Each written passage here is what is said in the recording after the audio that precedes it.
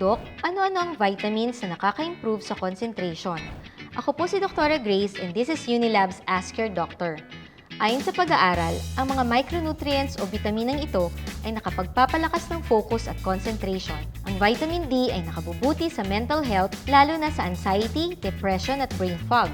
Mayaman sa vitamin D ang mga pagkain tulad ng itlog, fatty fish at mushrooms. Mainam din sa brain health ang omega-3 fatty acids na makukuha sa salmon at sardines, mga gulay tulad ng spinach at mga mani tulad ng walnuts. Kapag stress, nawawalan tayo ng focus at tumihina ang memorya natin. Ang magnesium ay nakakatulong sa pag-manage ng stress. Ito ay nakukuha sa avocado, nuts at beans. Ang vitamin C na nakatutulong din sa memory at focus ay matatagpuan sa guava, madadahong gulay, kalamansi at broccoli.